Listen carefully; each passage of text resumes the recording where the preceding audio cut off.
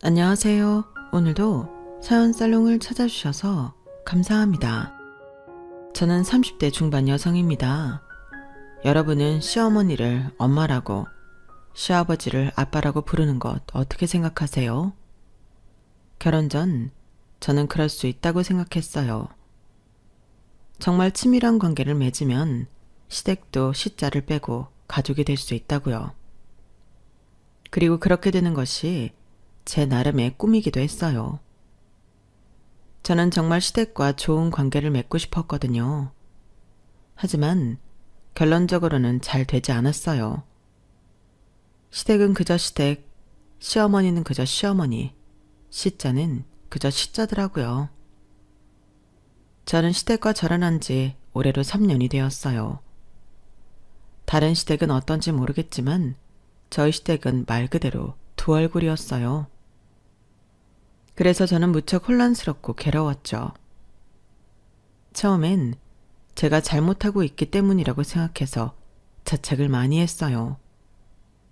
하지만 정말 시댁과 연을 끊고 나니 생기지 않던 아이가 반년도 안 되어 생기고 이제 2돌이 지났어요. 그리고 원하던 지역으로 발령도 받게 되었고요. 정말 말 그대로 탄탄대로였어요. 저는 정말 지금의 삶에 만족해요. 그리고 이렇게 된 데엔 남편의 공이 컸는데요. 제가 정말 결혼을 잘한 것 같아요. 남편 덕분에 손 하나 안 대고 코를 푼 기분이랄까요? 처음부터 이렇게 듬직하고 멋진 남편이라고 생각하지 않았는데 오히려 나이가 저보다 많은데도 많은 부분이 미숙하다고 생각했거든요. 그런데 누구보다 듬직하고 멋진 남자였더라고요. 제 이야기가 저희 남편이 어떻게 했는지 궁금하시죠? 제 이야기를 한번 들어보실래요? 남편은 제가 은행원으로 일하는 은행의 고객이었어요. 처음엔 예금을 하더니 다음엔 제게 적금 추천을 부탁했고 다음엔 카드를 분실했다며 카드를 재발급받으러 왔어요. 그렇게 남편은 3달 동안 매주 은행에 왔어요. 누가 봐도 이상했어요. 더군다나 저에게만 상담을 받으려는 게 더더욱 이상했죠.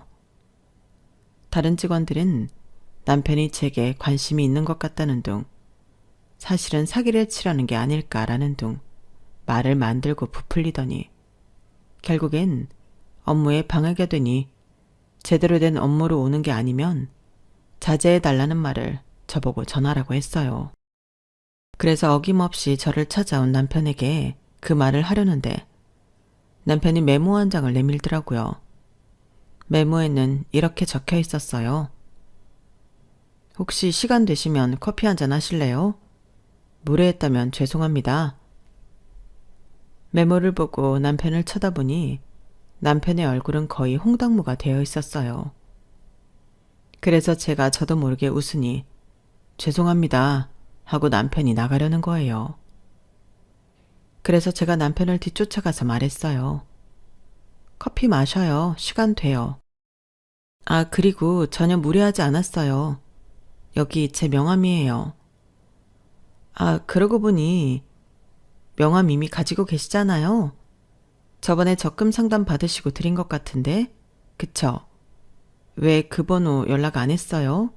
업무용 휴대폰은 따로 없는데. 제가 그렇게 말하자 남편은 머리를 긁적이며 실례일까 봐요. 저는 남편의 그 순박한 모습이 마음에 들었어요. 그리고 조심스럽고 세심한 것 같아 좋은 사람이라는 느낌이 들었어요. 그렇게 저희는 커피를 마셨고 연애를 시작했어요.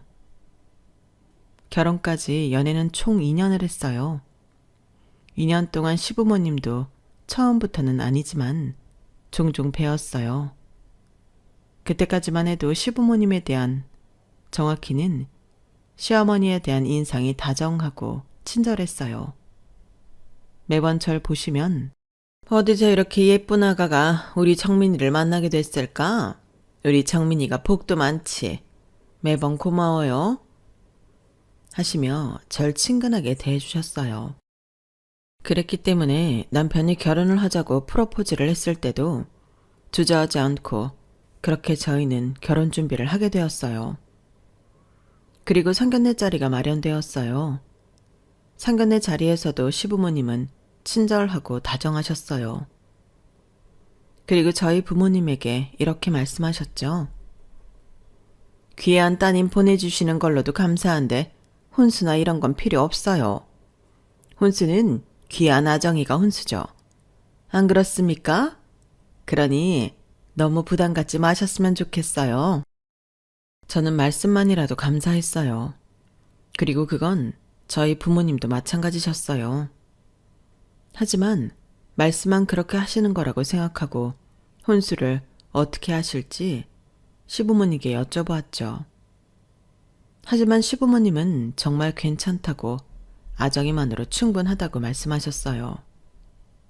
저는 그때 교수이신 시아버지가 지방에서 동네 안경집을 하시는 저희 아버지를 배려해 주신 거라고 생각했어요. 아무래도 지방에서 장사를 한다는 게 다 그렇잖아요. 그것도 저희 집은 정말 말 그대로 동네 안경집이어서 단골 손님으로만 장사를 유지하는 수준이었어요. 그러니 교수 집안의 수준을 맞추려니 저희 부모님도 저도 부담되긴 했거든요. 아직도 저희 시아버지가 좋은 대학교의 교수로 재직 중이시라는 것을 아버지에게 말씀드릴 때에 아버지의 까마득한 표정이 잊혀지지 않아요. 마냥 좋아하시진 않으셨거든요. 그래서 한편으로 혼수는 필요 없다고 생각해도 된다는 시부모님의 말씀이 더더욱 감사했어요. 그래서 저희 부모님과 제가 안도의 웃음을 짓고 있었는데요. 갑자기 시아버지가 이렇게 말씀하시는 거예요.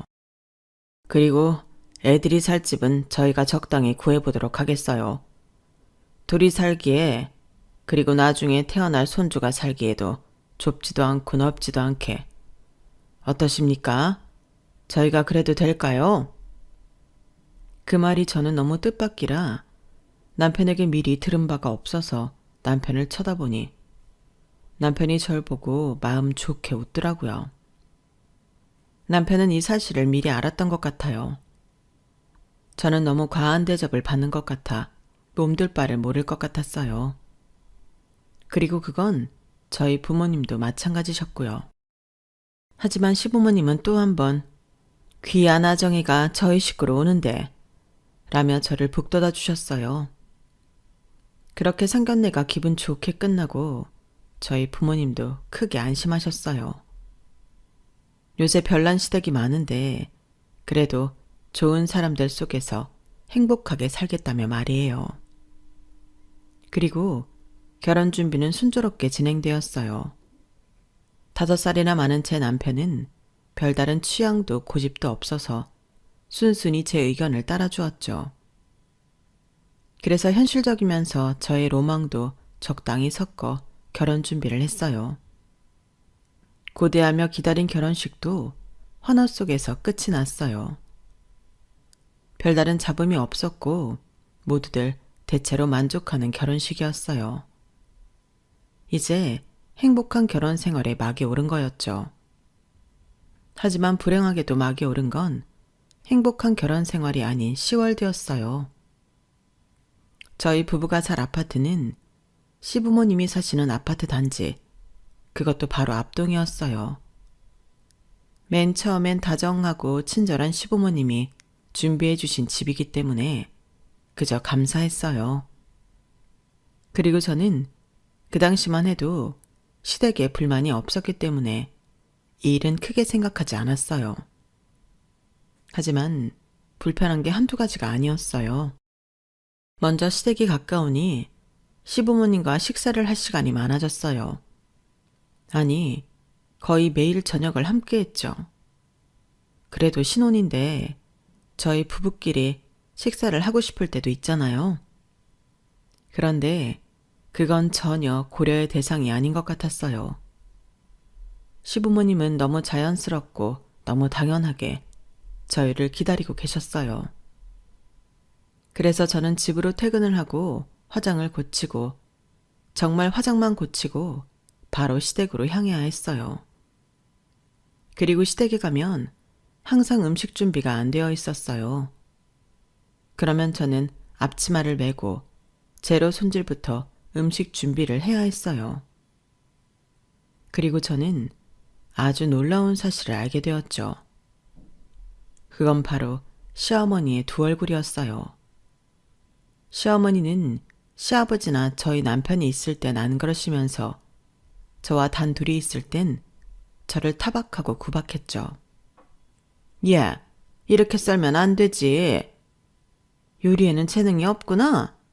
그럼 우리 정민이 음식은 어떻게 해준다니? 매일 사 먹는 거 아니야? 그러면 안 돼. 부인이 되어서 이 정도는 할 줄 알아야지. 그러면서 칼질부터 요리를 하는 작은 손짓까지 태클을 거셨어요. 그리고 그뿐만이 아니라 사사건건 제 행동에 트집을 잡으시는데 꼭 저한테 구박할 게 없나 유심히 보시는 것 같았어요. 너 아까 보니까 젓가락질 엉망이더라? 젓가락질이 식탁 예절의 기본이야? 그것도 내가 가르쳐야 하니? 그리고 요리를 하면서 바로바로 그릇도 좀 씻고 도마도 정리하고. 얘가 왜 이렇게 정신이 없니? 저에겐 이렇게 말하고 시아버지나 남편이 부엌으로 들어오면 얼굴 색 하나 변하지 않고 제 칭찬을 하셨어요. 얘는 요리도 잘한다, 정민아. 우리 아들이 부인감을 참 잘 골랐어. 처음에 저는 제가 무언가 실수하고 잘못한 것이 있어서 저에게 이러시는 줄 알았어요.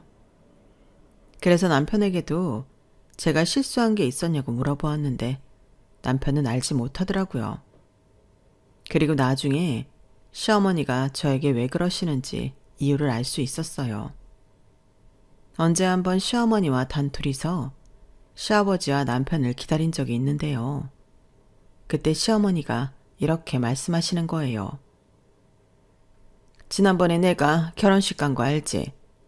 아주 친한 친구네 결혼식을 갔는데 걔는 혼수로 받은 목걸이를 하고 있더라. 근데 그뿐만 아니라 가방도 받았더라고. 아니, 아닌 게 아니라 어떻게 혼수하지 않아도 된다는 말을 굳이 그대로 믿을 수가 있냔 말이야. 혼수 안 하는 집이 어딨니? 그런 예의 없는 집이 어딨어? 결혼할 때 예의 같은 건 따로 공부를 안 했니? 아니, 그럼 결혼을 하고서라도 여행을 보내준다든지 그러면 되는 것을. 그런 생각도 안 해봤으면 네가 정말 문제가 많은 거야. 너희 부모도 마찬가지고. 그래도 사장이신데 너무 아끼신다.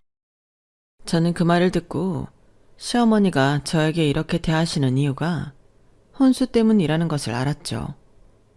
그래서 처음엔 무척 당황했어요. 혼수는 필요 없다고 하셨잖아요. 하지만 그렇다고 정말 안 하냐는 말에 저도 반기를 들 수 없었어요. 왜냐하면 이내 서운하실 법도 하다고 생각이 들었거든요. 교수 수준의 친구들이면 혼수로 얼마나 빵빵한 걸 받으셨겠어요. 그러니 시어머니도 사람인데 의뢰 그렇게 생각할 법하다고 생각했어요. 그래서 그날은 돌아가 남편에게 시부모님 해외여행을 보내드리자고 말을 꺼냈어요. 남편이 제 말을 듣고 그게 무슨 말이냐고 물어서 저는 대답을 얼버무렸어요. 그리고 다음 달에 시부모님을 태국으로 보내드렸어요. 패키지로요. 거기 가서 망고도 드시고 축제도 보고 즐거웠다고 시어머니가 말씀하셨어요. 하지만 시어머니의 이런 태도는 쉽게 사그라들지 않았어요. 시어머니는 여전히 시아버지와 남편이 없는 데서 저를 구박하고 타박했고 제 행동이 무례하고 틀렸다고 하면서 꼭 제가 고졸이라는 것을 말했죠. 사실 제가 고졸이라는 것을 시부모님께 알릴 생각은 없었는데요. 저희 아버지가 술이 조금 오르셔서 제가 상업고등학교에서 전교 1등을 놓치지 않았고 그래서 대학을 갈 수 있었는데 취업을 한다며 취업 준비를 해서 결국 은행에 들어갔다며 자랑 아닌 자랑을 하셨거든요. 저는 정말 낯뜨거워서 쥐구멍으로 숨고 싶었어요. 더군다나 제가 고졸이라는 것을 모르셨던 시부모님께서 조금 당황하는 걸 보았거든요. 그래서 정말 부끄러웠어요.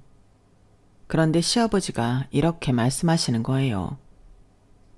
고졸이니 대졸이니 뭐가 중요합니까? 저도 대학교 다녔지만 우리 아정이보다 못하는 애들이 많아요.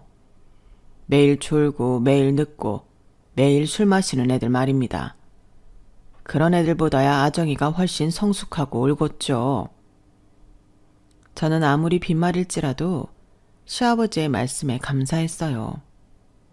게다가 저는 제가 고졸이라는 것에 컴플렉스가 있기 때문에 더더욱 그랬어요. 아무튼 시부모님 앞에서 제가 고졸임을 밝히는 일이 굉장히 무서웠는데 좋게 좋게 마무리가 된 것 같아서 다행이었어요. 그런데 이제 와서 시어머니는 고졸이라는 것을 빌미로 저를 구박하는 거예요. 말끝에 매번 고졸 그러셨어요. 사실 저는 고졸일 수밖에 없었어요.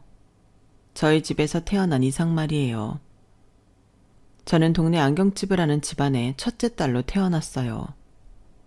저희 아버지가 장남이셔서 친할머니는 실망했고 외할머니도 아버지 눈치를 많이 봤어요. 저는 공부를 곧잘 했는데요.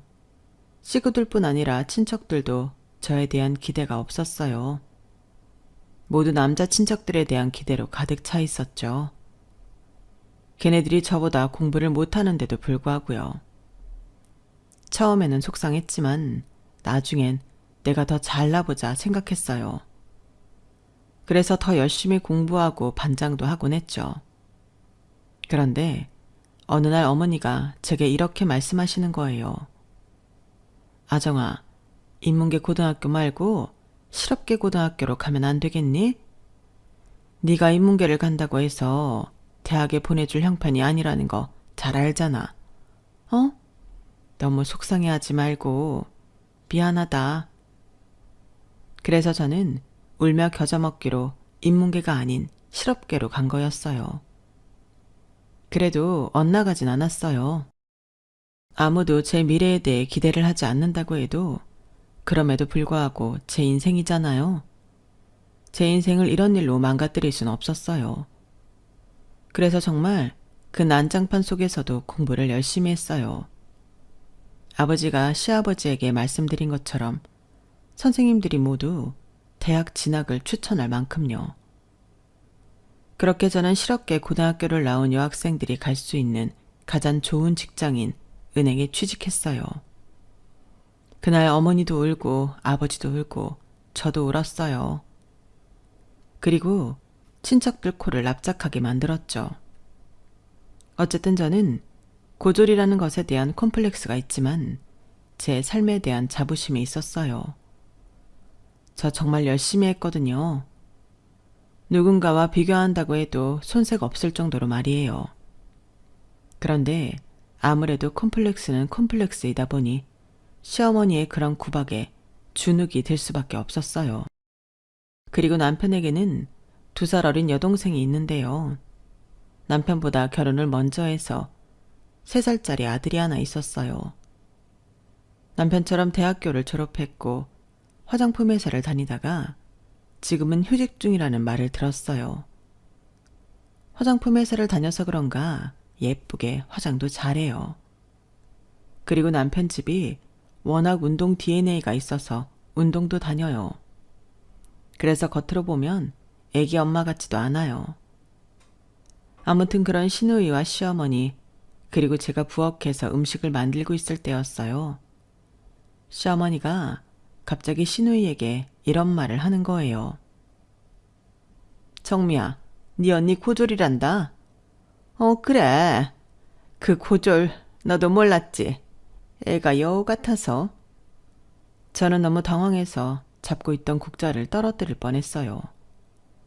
그런 말을 할 상황이 전혀 아니었거든요. 그냥 일상적인 말을 하다가 갑자기 시어머니는 그렇게 말했고 제가 국자를 떨어뜨릴 뻔한 것을 본 시누이가 저를 보고 비웃더라고요. 그러면서 이렇게 속삭이는 거예요. 근데 엄마, 대충 티가 나긴 해.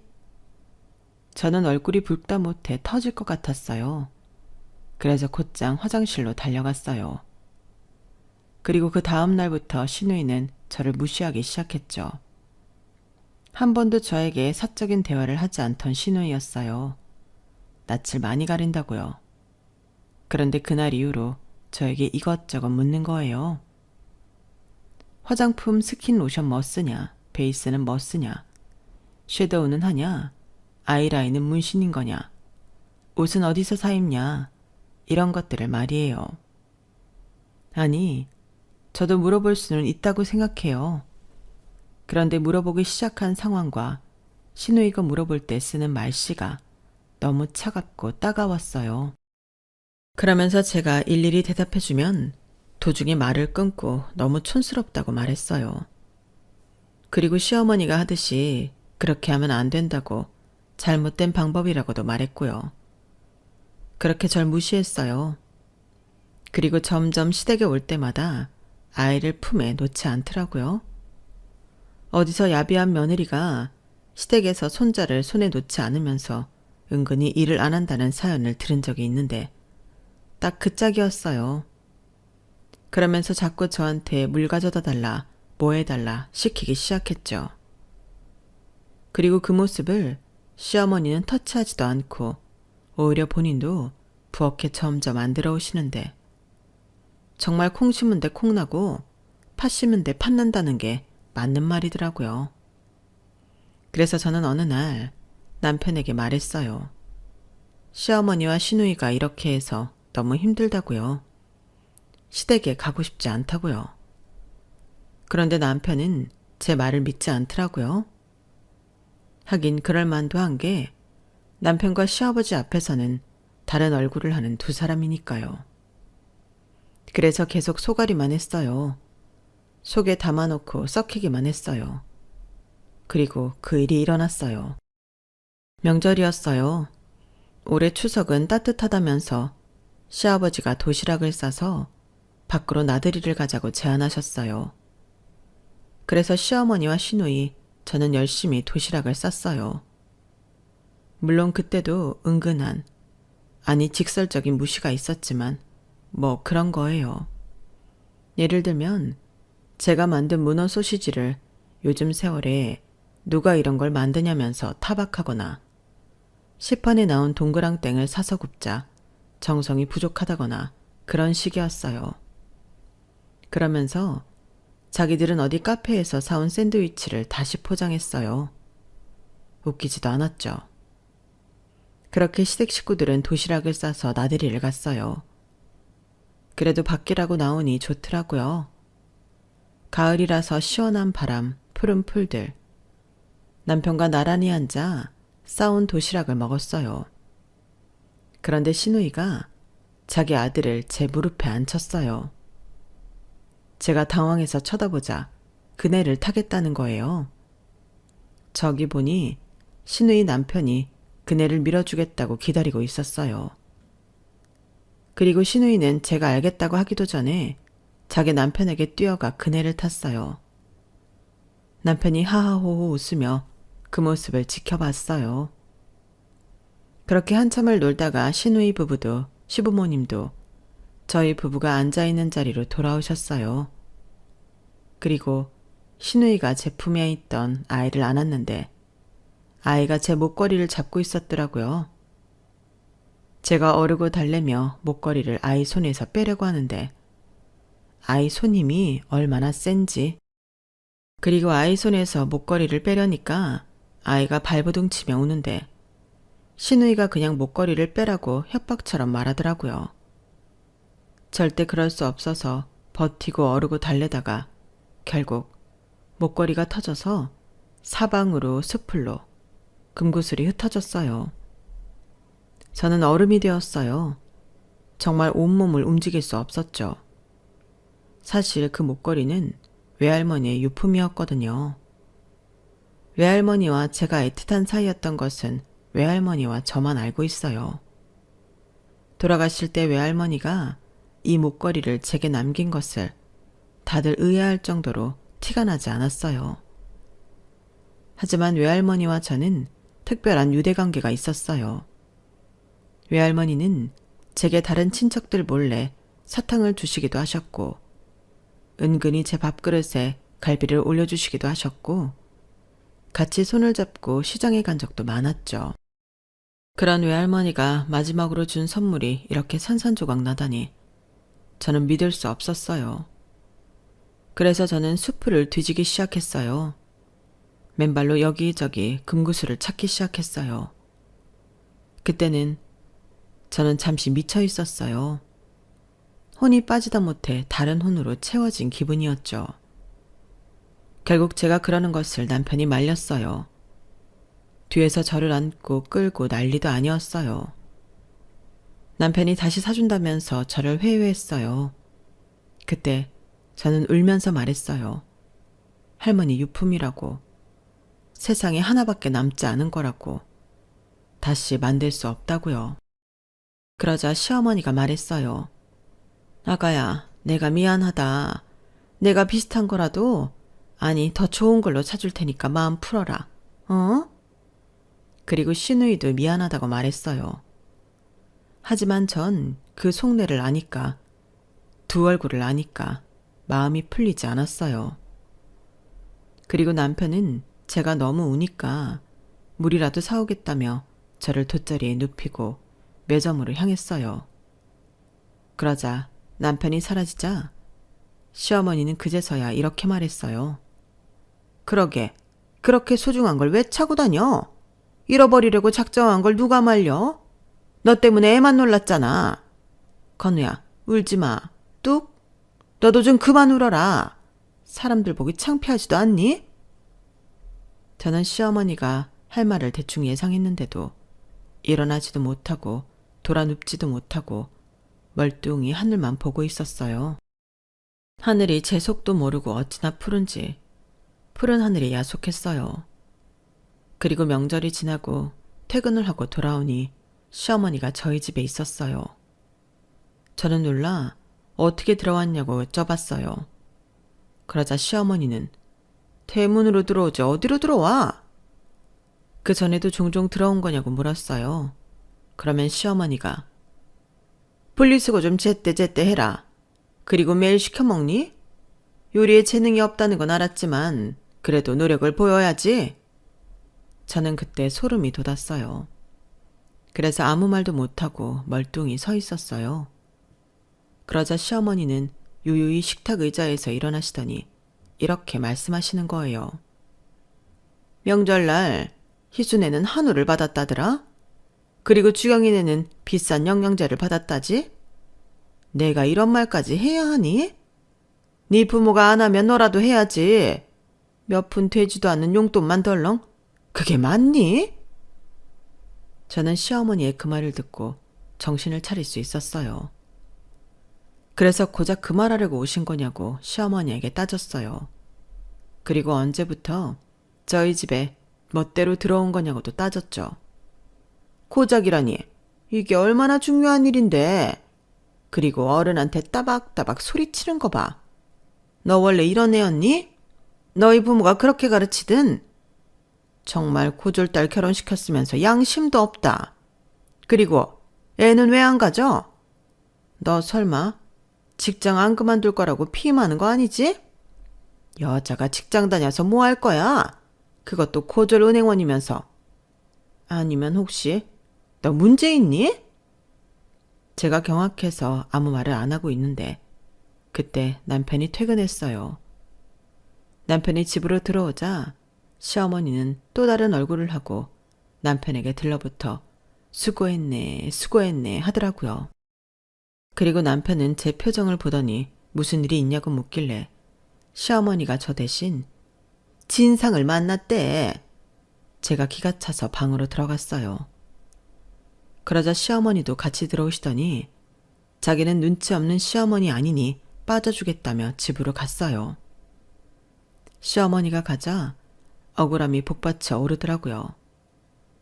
그래서 남편 앞에서 엉엉 울었어요. 그러자 남편이 놀라서 무슨 일 있냐고 묻는 거예요. 그래서 방금 있었던 일을 이야기하는데 농담이지? 농담일 리가 없잖아. 내가 이런 일로 농담할 사람이야? 당신한테는 한없이 천사 같은 엄마니까 믿지 못하겠지만 나한테는 안 그러신다고. 정말 무섭고 소름 끼친단 말이야. 그리고 저번에도 내가 그랬지? 어머니가 나 고졸이라고 매번 무시하신다고. 그 말도 못 믿겠지만 정말 그러신단 말이야. 제발 내 말 좀 믿어줘. 당신이 아니면 누가 말을 믿겠어. 안 그래? 제가 그렇게 우는 걸 처음 봐서 남편도 이번에는 그럴 리가 없다고 말하진 않았어요. 물론 제 말을 믿는다고 말하지도 않았지만요. 그리고 일주일이 흘렀어요. 그 일주일 동안 어떻게 지냈냐고요? 저는 시댁에 일절 가고 싶지 않았지만 그럴 수는 없었어요. 시댁에서는 외할머니의 유품인 제 목걸이가 부러져 사라진 일도, 시어머니가 저희 부부의 집에 무대뽀로 들어오시기도 했다는 그 놀라운 사실도 별것도 아닐 일로 여겨졌거든요. 심지어 남편은 시어머니가 비밀번호를 치고 저희 부부의 집에 들어온다는 사실을 좀처럼 믿지 않았고요. 저로선 방법이 없었어요. 그저 매번 하던 대로 억지로 웃으며 시댁 분위기를 맞춰주고 시어머니와 시누이의 두 얼굴을 참을 수밖에요. 정말 괴로웠어요. 언제부터 하혈도 하기 시작했고요. 그런데 일주일 뒤 저희 남편이 어마어마한 문자를 시댁 부모님과 시누이가 있는 톡에 보낸 거예요. 저는 그때 시댁에 있었는데 너무 깜짝 놀라서 어찌할 바를 몰랐어요. 남편의 문자 내용은 이랬어요. 안녕하세요. 큰아들 정민입니다. 퇴근이 늦어질 것 같아 문자로 말씀드립니다. 이런 큰 문제를 얼굴 백부 전해야 하는데 그러지 못해 죄송합니다. 저희 부부 이사 가겠어요. 아버지 어머니가 큰 힘을 쓰셔서 저희 부부의 집을 구해주신 거 잘 압니다. 하지만 이제 더는 그럴 수 없겠어요. 저희 부부를 위해 이런 결정을 내렸으니 다른 말씀 마시고 그대로 받아주기 바랍니다. 아버지는 당황스러우실 수도 있겠지만 어머니는 무슨 뜻인지 아실 거라고 생각합니다. 그리고 동생, 너도 알 거라고 생각해. 아버지에게 제가 따로 설명드리지 않을 테니 양심껏 어머니가 설명해 주셨으면 좋겠어요. 저희는 다음 달이면 이사 갑니다. 그리고 다음 달까지 본가에 올 일은 없을 겁니다. 저희 부부를, 특히나 아정이를 찾지 마세요. 몰래 따로 만났다는 이야기를 들으면 저도 참지 않겠어요. 그리고 아정아, 지금 본가에 있으면 집으로 가. 그리고 쉬어. 남편의 문자로 시댁은 발칵 뒤집혀졌어요. 시아버지는 영문을 몰라 시어머니에게 상황을 물으셨고 시어머니는 부들부들 떨시면서 저를 노려보셨죠. 그리고 시누이는 계속 휴대폰만 쳐다보며 오빠가 미친 거 아니냐며 중얼거렸어요. 저는 최소한 시아버지에게 상황을 설명하려 했어요. 그래서 제가 입을 여는 순간 시어머니가 벌떡 일어나 소리를 지르며 집에 사람 하나 잘못 들어와서 온 식구들 해친다. 저는 그때 시어머니가 조급하다는 것을 깨달았어요. 하긴 얼마나 겁났겠어요. 그토록 숨기고 싶으셨던 두 얼굴을 자신이 가장 믿고 사랑하는 아들에게 들켜버렸으니 말이에요. 그리고 시어머니는 이렇게 말했어요. 뭔가 잘못됐어요. 지금 정민이가 아정이 얘한테 속고 있는 거라고요. 여보, 저는 정말 결백해요. 저는 아무 짓도 하지 않았어요. 당신도 알잖아요. 내가 얼마나 순진하고 속이 어린지. 안 그래요? 그 말에 시아버지는 더 혼란스러우신 것 같았어요. 그리고 저는 자리에서 일어났어요. 그러자 이 사태를 만들고 어딜 가니? 제 남편이 집으로 가라고 했잖아요. 언제부터 남편 말 잘 들었냐고요? 저는 처음부터 그랬어요. 어머니. 그래서 지금까지 참아온 거고요. 이제 전 갈 테니 아버님께 정확히 말씀해 주세요. 저한테 어떤 말을 하셨고 어떤 행동을 하셨는지. 그럼 전 가보겠어요. 그렇게 저는 집으로 와서 남편을 기다렸어요. 남편은 정말 야근을 했는지 9시가 넘어서 집으로 왔죠. 저는 남편을 보자마자 안심된 마음에 또 엉엉 울었어요. 그러자 남편이 저를 안고 달래면서 미안하다고 고생했다고 하더라고요. 내가 정말 미안해. 너의 말을 좀처럼 믿지 않아서 너무 힘들었지. 가뜩이나 시댁이랑 가까워서 괴로웠을 텐데 내가 더 괴롭게 해서 미안해. 이젠 안 그럴 테니까 걱정 마. 우리 이제 우리끼리만 지내자. 남편이 그렇게 저를 위로하는데 고마워서, 너무 고마워서 어쩔 줄을 몰랐어요. 그런데 저도 이상하고 궁금한 점이 한두 가지가 아니었죠. 이를테면 그렇게 제 말을 믿지 않았던 남편이 제가 겪은 상황을 어떻게 믿게 되었는지. 시어머니는 잡아떼면 그만인데, 왜냐하면 말이나 행동을 CCTV가 있는 것도 아닌데 증거 삼을 만한 게 없잖아요. 대체 무슨 자신감으로 그렇게 문자를 보낸 건지, 앞으로 정말 시댁과 절연할 생각인 건지 그런 것들 말이에요. 그래서 하나씩 차근차근 물어보았어요. 그러자 남편은 한숨을 푹 쉬며 어쩌면 일이 이렇게 될 것을 알고 있었다는 거예요. 그러면서 자기가 살아온 이야기를 해주었어요. 그 이야기는 정말 뜻밖이었어요. 어려서부터 남편은 교수의 아들이란 타이틀 때문에 행동거지를 바르게 해야 했대요. 그래서 남편은 왼손잡이인데 울면서 오른손잡이로 바꾸었고요. 남자들이라면 흔히 팔자로 걷잖아요. 그것도 고치라고 해서 고쳤다고 해요. 그렇게 삶의 하나하나를 억지로 바꾸는 일이 많았다고 해요. 처음에는 그게 너무 귀찮고 싫었지만 남편이 천성이 착하거든요. 그래서 이게 다 아버지를 위한, 그리고 우리 집안을 위한 일이다 생각하며 바꾸었다네요. 그리고 물론 공부도 잘해야 했어요. 교수의 아들인데 멍청하다는 소리를 시아버지께서 절대 듣고 싶어 하지 않으셔서 그렇게 공부를 시키셨대요. 저녁을 먹고 잠을 자는 시간 전까지 방에 틀어박혀 있어야 했다네요. 그래서 남편은 우리 시대에 방영된 만화 영화나 영화, 드라마는 전혀 몰라요. 재미있게 한 게임도 해본 적 없고 전혀 모르고요. 그래서 친구 관계는 어땠냐고 물어보니까 친구를 사귀면 집에 데려와야 했대요. 그래서 질이 좋은 친구인지 아닌지 시부모님이 파악하고 친구 관계를 유지해야 했다더군요. 아무래도 그런 과정을 겪어야 하니 친구들도 부담스러웠겠죠. 그래서 자기가 친구가 별로 없다고 그러더라고요. 그래서 음악을 들었다고요. 집에서 학교까지 걸어가는 길에 음악을 듣는 건 시부모님이 허락해줘서 도피처럼 음악을 들었대요. 주로 밴드 음악을 듣다 보니까 악기를 배우고 싶었대요. 특히 드럼을 그렇게 배우고 싶었다고 해요. 드럼은 밴드의 가장 뒤에 있지만 소리는 전체를 아우른다면서 그게 너무 마음에 들었대요. 그래서 매일 드럼을 치는 꿈을 꿨다더군요. 결국 남편은 시부모님께 드럼을 배우고 싶다고 말했는데 정말 용기를 내서 말했대요. 그런데 시부모님이 반응이 없었고요. 싫다고 하지도 않으시고 좋다고 하지도 않으시고 말 그대로 무반응이셨대요. 그래서 남편은 배워도 되는 건가 싶어서 학원을 알아보러 다녔는데 그날부터 학교 가는 길에 음악을 듣지 못하게 하셨대요. 그리고 TV에 밴드 공연을 하는 사람들이 나오면 저런 딴따라는 대체 얼마를 벌까? 이런 이야기를 하시며 비하하셨다고 해요.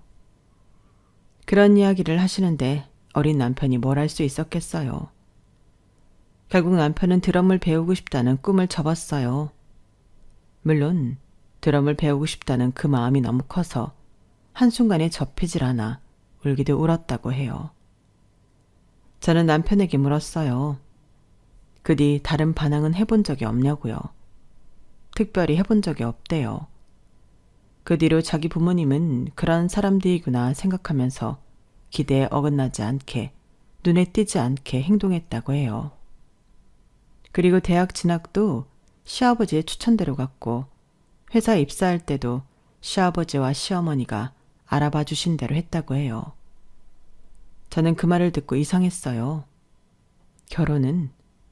그렇게 따지면 결혼도 시부모님의 선택지 안에서 해야 하는 거 아닌가 싶었거든요. 제가 그렇게 말하자 결혼은 자기 선택이었대요. 물론 그 전까지 수많은 선자리에 불려나갔었다고 해요. 그런데 저를 만나고 저와 결혼을 하고 싶다는 생각이 확고해지면서 남편은 밀어붙였다고 해요. 처음엔 시부모님도 성에 차지 않으셨대요. 그도 그럴 것이 저는 동네 안경집에서 자란 딸일 뿐이고 고졸에다 직장에서 알아주는 엘리트라거나 크게 승진할 기미도 보이지 않았으니까요. 하지만 나중엔 순순히 인정하셨대요. 남편은 그때 엄청난 고난을 예상해서 이렇게 순순히 인정받은 것에 놀랐다고 해요. 하지만 그게 그런 게 아니었다고 남편은 말했어요. 다 계획이 있었던 거야. 특히 어머니는. 내가 한 선택이 그렇게 순탄하지 않을 거라는 걸 몸소 느끼게 하려고 결혼하라고 하신 것 같아. 그래서 당신한테 그렇게 나쁘게 대하신 것 같아. 당신이 지쳐서 떨어지면 어머니의 작정도 성공하신 거지. 저는 무척 놀랐어요. 결혼이 애들 장난도 아니고 정말 그렇게 생각해서 저에게 이런 말과 행동을 한 거라면 너무 놀라웠어요. 그리고 남편은 망설이면서 한 가지 이야기를 더해 주었어요. 남편이 30대 후반에 저와 결혼을 했거든요. 요즘 시대에 늦은 건 아니라지만 사실 좀 늦었죠. 그래서 저도 처음엔 사람이 무슨 문제가 있어서 지금까지 장가를 못 갔나 싶기도 했어요. 하지만 남편은 만나면 만날수록 무척 건실한 청년이었죠. 그래서 결혼을 못한 게 아니라 안 한 거구나 싶었어요. 그리고 시부모님이 학창시절에 어떻게 했는지 제가 들어봤잖아요. 그러니 친구를 사귈 때도 그러시는데 여자친구를 만들었다고 말하면 어떻게 하셨을지 라는 생각이 들었어요. 그것도 남편은 결혼을 하기 전까지 시댁에서 살았으니 더 심했을 거고요. 그러니 저는 남편이 연애 시절 자신이 살고 있는 시댁 근처에는 가지도 않았을 뿐더러 제가 선물을 하려고 시댁으로 택배를 보내는 것도 하지 못하게 한 게 이해가 되었어요. 그래서 그런 것도 모르고 처음에 오해하고 서운했던 게 미안하기도 했어요. 아무튼 남편에겐 사실 결혼을 약속한 여자가 있었대요. 그때는 남편이 30대 초반이었을 때였고 상대는 남편이 이전에 다닌 회사의 유치원 교사였대요. 아이가 있는 직장 상사의 소개로 만났고 3년 동안 연애를 했고요. 그때까지 매번 시부모님께 연애 사실을 들켰다고 해요. 저를 만날 때처럼 치밀하지도 못했고 어쩌면 그래야 할 필요성을 못 느꼈다고, 어떻게 보면 서툴렀다고 표현하더라고요. 그래서 그 여성분과의 연애도 시부모님께 연애 초반에 들켰대요. 그래서 자주 같이 밥을 먹고 차도 마셨대요. 그리고 그 여성분이 술을 잘하셔서 시아버지의 술친구가 되어주기도 했고요. 나름 잘 지냈대요. 그런데 그 여성분이 홀어머니 밑에서 큰 것을 시아버지와 시어머니가 아신 거예요. 그리고 집안이 발칵 뒤집힌 거죠. 시부모님이 당장 그 여성분과 헤어지라고 엄포를 놓았대요. 근데 남편은 그럴 수 없었다고. 홀어머니랑 산 게 그 여성분의 잘못은 아니지 않냐고 했다더군요. 그런데도 시부모님의 귀는 꺾이지 않았고 시어머니가 그 여성분을 찾아갔어요. 헤어지라고요. 드라마처럼 돈봉투를 쥐어주면서 그러셨을까요? 저는 저희 시어머니라면 그러고도 남을 거라고 생각했어요. 아니, 적어도 불편한 말들을 했을 거예요. 상대의 기분을 철저하게 고려해서 기분 나쁠 말들만 골라서 하셨겠죠. 그래서 남편은 프로포즈 하려는 당일에 그 여성분에게 차였대요. 아직 마음에 남아있는데 하는 이별이 얼마나 괴로웠을까요? 남편은 매일 술을 마셨다고 해요. 그리고 시부모님 앞에서 다 아버지 어머니 때문이라고 제가 도저히 살 수가 없다고 했대요. 하지만 그럼에도 시아버지와 시어머니는 굳건하셨다고 해요. 찔러도 피 한 방울 안 나올 것처럼요. 그리고 오히려 그 여성분을 욕했다네요. 결국 남편이 마음을 닫고 몇 년을 연애도 안 했는데 그러다 저를 만난 거예요. 그리고 남편은 결심했대요. 절대 쉽게 보여주지 않을 거라고. 그래서 2년을 연애했는데 1년 반을 들키지 않았다고 해요. 그런데 제가 말을 했을 때 왜 믿지 않았는지 궁금했어요. 그래서 남편에게 물으니 사실 설마 그럴까 싶기도 했고 아니었으면 싶은 마음이 컸기 때문에 부정했던 것 같아. 그런데 인지하고 보니 다 보이더라고. 우리 집에 고양이 홈캠이 있잖아. 그거 확인해봤어? 안 해봤지? 거기에 어머니가 우리 집 비밀번호 눌러서 들어오는 거 다 찍혀 있더라. 그리고 지난주에 당신 부엌에 갈 때마다 은근히 들여다봤는데 정말 어머니가 당신 고졸이라고 무시하고 그러시더라고. 내 눈으로 직접 보기 전까지 당신 말 믿지 못했던 거 미안해. 그래서 나 결심했어. 앞으로 당신이 시댁 가는 일 없을 거야. 나도 최소한의 아들 노릇만 할 거고. 나도 이제 내 가정이 생겼는데 거기에 집중해야지. 저는 그때 저희 집에 홈캠이 있다는 것을 알아차렸어요. 지금도 저희를 찍고 있는 저 홈캠이 큰 역할을 했더라고요. 키우는 고양이가 걱정되어서 달아놓은 건데 이렇게 쓰일지 몰랐어요. 그렇게 저희는 이사를 갈 준비를 했어요. 건축 일을 하는 남편의 직장과 멀지 않은 지역이었어요. 물론 제 직장과는 조금 멀었지만요. 그래도 시댁에서 해방된다니 그저 기뻤어요. 그런데 어느 날 시어머니와 시누이가 저희 집에 왔어요. 저는 문을 열어주고 싶지 않았지만 도리가 아니다 싶어서 문을 열어주었어요. 그러자 시어머니와 시누이가 눈에 불을 켜고 저를 노려보는 거예요. 그리고 소파에 털썩 앉더니 커피나 좀 내어오라고 말했죠. 저는 이게 마지막이다 생각하며 커피를 내어왔어요. 시누이는 하나 둘씩 정리해가고 있는 짐들을 보며 실수를 했어요. 그러면서 이렇게 말하는 거예요. 순진한 우리 오빠 꼬셔서 이렇게 되니까 좋으신가 보죠? 그래, 좋기도 하겠지. 불쌍한 우리 오빠. 와이프 잘못 만나서 가족이랑 절연이나 하고. 그리고 시어머니가 저를 여우 같은 기집애라고 말하면서 시누이의 말에 동의를 하셨어요. 내가 이 집을 어떻게 구했는데 이런 식으로 나와? 당장 우리 아들 돌려내. 돌려내 이 여우 같은 계집애야. 그래서 제가 천천히 듣고 있다가 현관 앞으로 갔어요. 제가 괜히 문을 열었나 싶네요. 지금 이 상황이 제가 잘못해서 일어난 일인가요? 정말 그렇게 생각하세요? 그렇게 생각하신다면 정말 유감스럽게도 저는 저희 남편 뜻을 따를 거예요. 이사 갈 겁니다. 어머님이 아버님이 모르시는 곳으로요. 어디 아들 한번 잃어보세요. 그러자 시어머니가 입에 거품을 물 것처럼 부르르 떨더니 소리를 빽 질렀어요. 그리고 그때도 홈캠은 돌아가고 있었어요. 저는 시어머니와 시누이를 집 밖으로 내쫓고 홈캠 파일을 다운받아 아버님에게 문자를 보냈어요. 제 문자를 받은 아버님은 어떤 반응도 없었어요. 하지만 제 남편이 집으로 돌아와서 말하더군요. 아버님이 이사를 가라고 했다고요. 막지 않겠다고 하셨답니다. 그리고 이후에 시어머니나 시누이가 저희 집을 들이닥치는 일은 없었어요. 그렇게 저희는 신도시로 이사를 갔어요. 남편은 직장이 더 가까워져서 저희는 저녁 시간을 좀 더 빨리 그리고 오래 보낼 수 있었어요. 처음에는 불안했어요. 언제 어디서 시어머니가 들이닥칠지 모르는 일 아니겠어요? 하지만 남편이 너무 굳건해서 그런지 제가 시아버지에게 보낸 시어머니의 만행에 담긴 파일이 효과가 있었는지 제가 우려하던 일은 일어나지 않았어요. 정말 다행이었죠. 그리고 몇 달 뒤 저는 지금 사는 지역과 가까운 은행 지점으로 자리를 옮길 수 있었어요.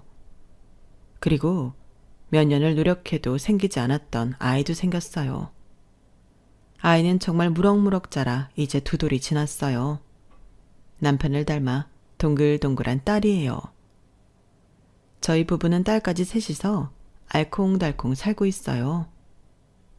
친정에서 이 소식을 듣고 걱정하셨지만 저도 걱정했지만 든든한 남편을 믿어보려고요. 때론 남편에게 자신의 가족과 절연한 것이 속상하지 않냐고 물어보기도 해요. 그럴 때면 남편은 제 손을 잡고 이제 내가 지켜야 할 것들이 있잖아. 정말 든든하지 않나요? 제가 이렇게 행복하게 된 것은 모두 남편의 덕분입니다. 그래서 더 잘하려고 해요. 그러니 저희 부부는 사이가 더 돈독해졌어요. 역시 큰 산을 넘어봐야 단단해지는 걸까요? 제 사연은 여기까지입니다. 여러분들도 혹여나 2얼굴을 한 사람, 위선자로 인해 괴로워하시는 중이라면 과감하게 칼을 뽑으시라고 말씀드리고 싶어요. 그리고 그런 사람을 우리의 멋진 인생에 두지 말자고요. 그 한 사람 때문에 우리의 긴 인생을 낭비하고 허비하는 건 말도 안 되잖아요. 그럼 저는 저희 가족들의 멋진 저녁 식사를 위해 움직여 보도록 할게요. 모두들 멋진 하루, 멋진 저녁 보내세요. 여러분, 사연 댓글에 응원과 현명한 조언 부탁드려요. 좋아요와 구독은 저에게 큰 힘이 됩니다. 오늘도 좋은 일 가득하세요.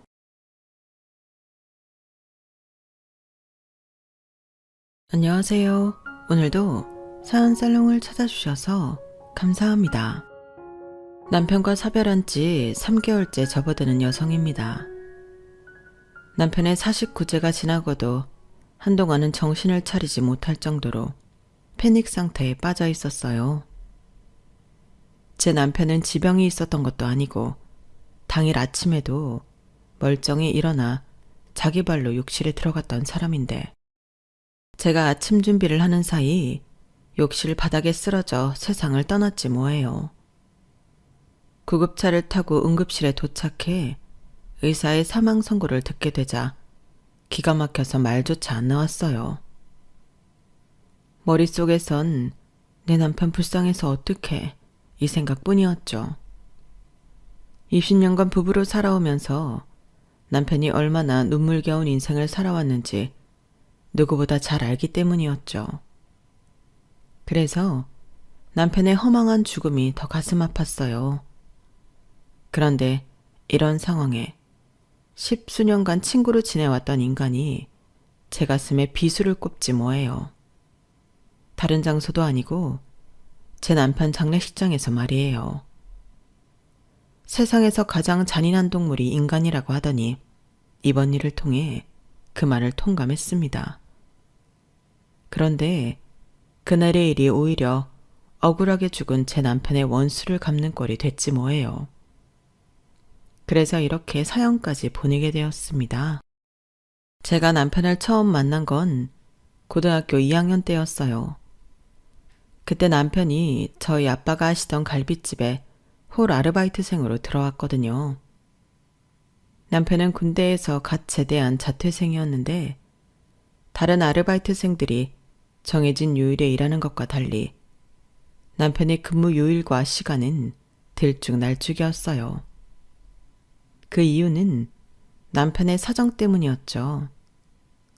남편은 제대 후 공사장에서 일을 하고 있었는데 공사장 특성상 날씨가 안 좋거나 현장 사정상 쉬는 날이 종종 있었어요. 돈이 필요했던 남편은 그 시간까지 이용해서 일을 해야 했고 남편의 사정을 들은 저희 아빠가 허락을 해주셨던 거죠. 대개 이런 경우에 가게 사장님들은 그런 아르바이트생은 쓰지 않잖아요. 가게 스케줄이 아니라 아르바이트생 스케줄에 맞춰야 한다는 얘기인데 돈을 주고 사람 부리면서 왜 그런 귀찮은 알바생을 쓰겠어요? 그런데 저희 아빠는 어떻게든 제 남편을 불러서 1시간이라도 더 일을 하게 하셨어요. 어린 친구가 어떻게든 살아보겠다고 애를 쓰는데 어른이 돼서 보고도 모른 척 할 수는 없잖아. 부모 빚 때문에 대학도 그만두고 어린 동생들 먹여 살리겠다고 밤낮으로 동동거리고 사는데 그걸 어떻게 모른 척해? 기특해서 시급이라도 더 쳐주고 싶구만. 암튼 요즘에 보기 드물게 진짜 백이야. 이런 녀석이 우리 집 사위로 들어와야 하는데. 어쩌면 아빠는 그때부터 제 남편을 사윗감으로 점 찍으셨는지도 모르겠어요. 당시 남편한테는 부친이 도박으로 만든 억대 빚이 있었어요. 군에서 제대한 후에야 그 사실을 알았고 자신이 차용증에 보증인으로 올라있다는 사실도 알게 됐다더군요. 군에 입대하고 얼마 안 돼서 모친이 세상을 떠난 것도 모자라 아버지라는 인간이 저런 짓까지 벌였으니 정말 미칠 노릇이었을 거예요. 하지만 중학생인 여동생과 고등학생인 남동생을 생각해서라도 마냥 손 놓고 있을 수만은 없었어요. 그래서 자퇴를 하고 돈벌이에 나선 거였죠. 밤낮으로 일을 해서 번 돈은 사채업자들 손에 고스란히 들어가게 일쑤였고 집 월세와 동생들을 키울 생활비조차 감당하기 힘들었지만 그래도 포기할 수는 없었어요. 형이니까, 오빠니까 동생들을 위해서 참고 버티자 생각했던 거죠. 물론 남편도 알고 있었어요. 부친이 떠넘긴 그런 고통은 열심히 일해서 대신 빚을 갚는 것 외에 더 손쉬운 방법이 있다는 거를요. 그건 바로 소송이었죠. 비록 차용증에 남편의 인감 도장이 찍혀 있다고는 하지만 엄연히 자신의 의지로 찍은 게 아니잖아요. 그렇다면 소송을 통해 그 사실을 밝히고 채무에서 벗어나면 그만인 거죠. 그러자면 변호사를 고용해야 하고 거기엔 수임 비용이 필요했어요. 당장 생활비도 감당하기 힘든 남편으로서는 불가능한 일이었죠. 그런데 저희 아빠가 그 소송 비용을 대주겠다고 나선 거예요. 아니, 왜 저한테 이렇게까지 잘해주시는 거예요? 제가 그 돈을 못 갚으면 어쩌시려고요? 선웅아, 내가 친척집을 전전하고 살다가 맨손으로 서울에 올라와 일을 시작한 게 몇 살 땐 줄 아니? 18살이었다. 고등학교도 졸업 못한 놈이 피부치 하나 없는 서울에서 살아남으려고 얼마나 아등바등했는지 모른다. 일을 못 구해서 3일을 쫄쫄 굶었지만 누구 하나 빵 한 조각 던져주는 사람이 없었어. 이대로 길바닥에서 굶어 죽겠구나 생각했는데 그때 굶주림에 지쳐 잠든 나를 누군가 깨우더라. 백발이 성성한 노숙자였다. 내가 노숙하던 지하도로 한 구석에 있던 노인이었는데 언제 죽어도 이상하지 않을 만큼 상태가 안 좋았어. 그런 사람이 나한테 자기가 가지고 있던 황도 캔을 하나 쥐어주라고. 모르긴 해도 유통기한이 지나서 폐기한 거였을 거야. 그걸 받아들고 헙 찍어 먹었지. 국물까지 하나 안 남기고 깡그리. 그리고 다음날 눈을 떴는데 사람들이 웅성거리며 모여있더라고. 밤사이 그 노인이 죽었다는 거야. 죽기 전에 죽어가는 젊은 놈 하나를 살리신 거였지. 그 길로 자리를 털고 일어나서 남대문 시장으로 갔다. 시장 한켠에 모여있던 지게꾼들한테 가서 무슨 일이든 시켜만 달라고 통사정을 했어. 그렇게 일자리를 얻어서 지금은 이렇게 번듯한 갈비집 사장이 됐지. 그때 내가 받은 황도캔을 너에게 갖고 싶다. 그래야 날 살려주신 어르신도 저 위에서 기뻐하시지 않겠니? 그렇게 아빠는 변호사를 선임해 남편의 빚을 없애주셨어요. 그리고는 저희 가게에 육부장님 밑에서 일하게 하셨어요. 사람이 기술만 하나 있어도 굶어 죽을 일은 없어. 그러니까 딴 생각 말고 육부장 밑에서 잘 배워. 머리 좋은 놈이니 배우는 건 금방 하겠지. 그렇게 주방 일을 시작하게 된 남편은 몇 년이 지나자 육부장으로 승진했어요. 아빠는 그런 남편한테 고기 납품부터 가게 돌아가는 모든 사정을 가르치셨죠. 비록 남편의 정식 직급은 육부장이었지만 적용일이 끝나면 가게 안팎의 일을 도왔어요. 실질적인 가게 매니저였던 거죠. 그래서 홀 서빙을 하는 분들을 비롯해 주방 실장님도 그렇고 참모님, 반모님까지도 남편을 무시하지 못했어요. 사장의 오른팔인데 누가 무시하겠어요? 그렇게 남편은 저희 아빠 가게에서 자리를 잡아갔어요. 저는 남편이 저희 아빠 가게에서 일을 시작하고부터 얘기는 많이 들어왔지만 실제로 얼굴을 본 건 대학교 1학년 여름방학 때였어요. 방학 기간을 이용해 아빠 가게에서 아르바이트를 했는데 그때 처음 남편을 만났어요. 남편은 제가 아빠 딸인 걸 모르더라고요. 가게에서 오래 일하신 참모님이나 홀 서빙을 하시는 이모님 몇 분을 제외하고는 저를 본 적이 없었으니 당연한 일이었죠. 방학 중에 용돈을 모으려고 아르바이트를 한다고 했더니 기특하다며 많이 챙겨주더라고요. 간식도 많이 챙겨주고 제가 무거운 걸 나르고 있으면 달려와서 대신 들어주곤 했어요. 그래서 홀 이모님들 사이에선 말이 조금 있었어요. 사장 딸이라고 잘해준다고요. 정작 남편은 제 정체를 몰랐는데 말이죠. 남편이 제가 누구인지 알게 된 건 한 달 뒤 회식이 있던 날이었어요. 저희 아빠가 회식 자리에서 제 팔에 어깨를 두르고 기특하다며 볼에 뽀뽀를 했는데 갑자기 벌떡 일어나더니 버럭 소리를 친 거예요. 지금 뭐 하시는 거예요?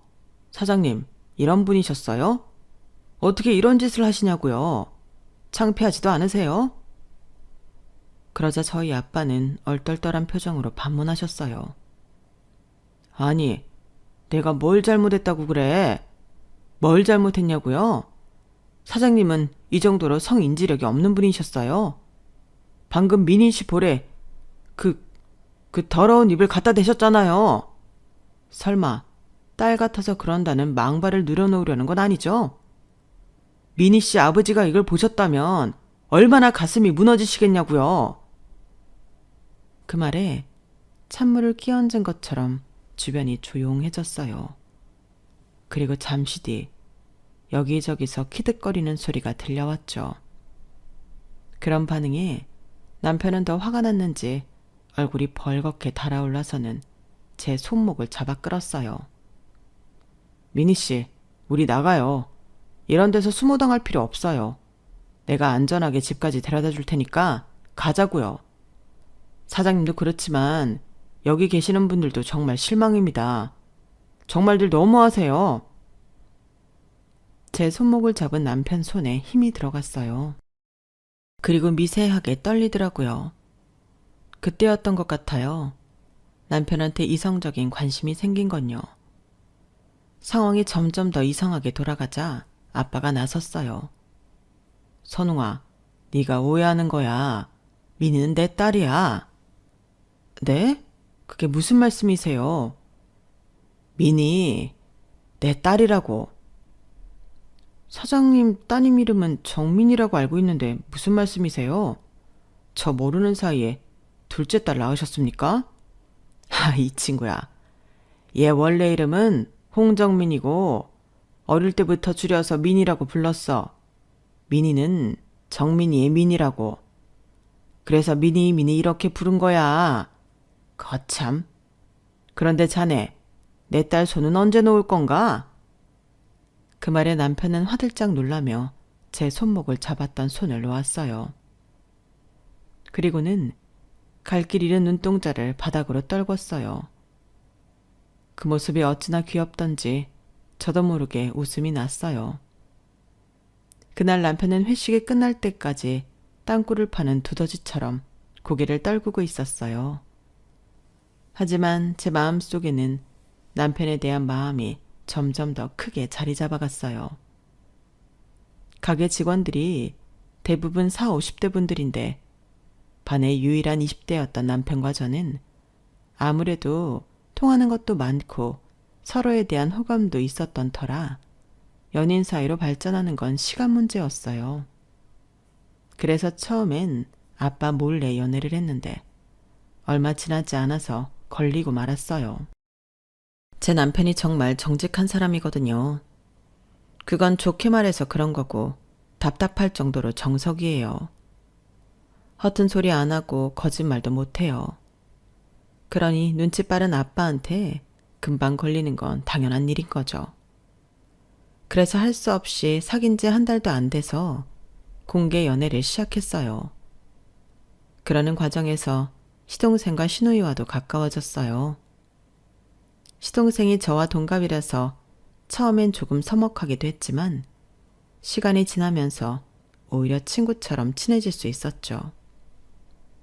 외골수인 남편과 달리 시동생은 융통성이 있는 사람이라서 그랬던 것 같아요.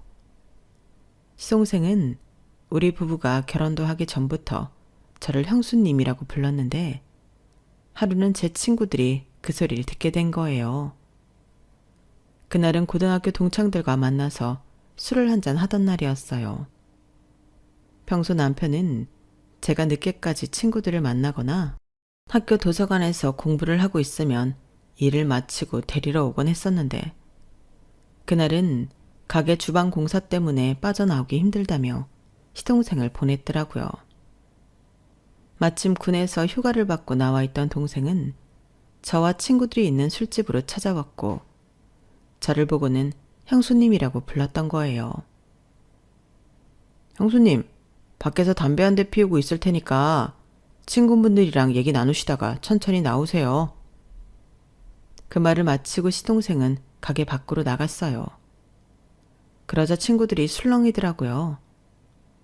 저야 늘상 듣는 호칭이라서 자연스럽게 받아들였는데 친구들은 아니었던 거예요. 특히 저와는 초등학교부터 고등학교까지 같은 학교를 다닌 상인은 무척이나 황당해 하더라고요. 뭐냐? 아직 결혼도 안 했는데 무슨 형수님? 야, 홍정민, 너 조심해야겠다. 이러다 완전 발목 잡히겠어. 솔직히 네 남자친구 대학도 안 나오고 니네 아빠 식당에서 일한다며. 그런 사람이랑 엮여서 좋을 게 뭐냐?